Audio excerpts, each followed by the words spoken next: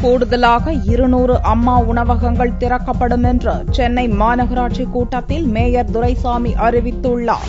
லோக்சபா தேர்தல் நடந்து முடிந்துள்ள நிலையில் சென்னை மாநகராட்சியின் சாதாரண மன்ற கூட்டம் வெள்ளிக்கிழமையன்று மேயர் துரைசாமி தலைமையில் நடைபெற்றது. இக்கூட்டத்தில் கேள்வி பதில் நேரத்தின் போது முதல் கட்டமாக 200 வார்டுகளில் அம்மா உணவகங்கள் அமைக்கப்பட்டு செயல்பட்டு வருவதாகவும் மேலும் 200 அம்மா உணவகங்கள் அமைக்கும் பணி நடைபெற்று வருவதாகவும் மேயர் துரைசாமி தெரிவித்தார். படிப்படியாக சென்னை மாநகராட்சி முழுவதும் 1000 அம்மா உணவகம் திறக்க நடவடிக்கை எடுக்கப்படும் என்றும் அவர் கூறினார். இதனிடையே சுகாதாரம், குடிநீர் உள்ளிட்ட மக்கள் பிரச்சினைகள் குறித்து தங்களை பேச அனுமதிக்காமல் முதல்வர் ஜெயலலிதாவுக்கு மேயர் துரைசாமி புகழாரம் சூட்டுவதாக குற்றம் சாட்டி திமுக கவுன்சிலர்கள் வெளிநடப்பு செய்தனர். 2 மாதங்களுக்கு பிறகு இன்று சென்னை மாநகராட்சி மன்ற கூட்டம் நடந்தது.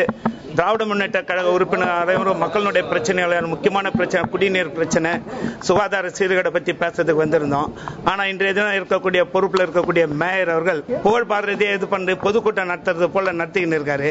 அவங்க எழுந்துக்கக்கூடிய ஒவ்வொரு உறுப்பினர் எந்த ஒரு உறுப்பினர் மக்கள் பிரச்சனையை பற்றி பேசாம பொதுக்கூட்டங்கள் எப்படி பேசிட்டு இருப்பாங்களோ அதை பத்தி தான் பேசிட்டு ஒரு குறிப்பிட்டவரை தாக்கி பேசிக் கொண்டிருக்கிறார்கள். இக்கூட்டத்தில் 90 தீர்மானங்கள் மற்றும் சிறப்பு தீர்மானங்கள் நிறைவேற்றப்பட்டன.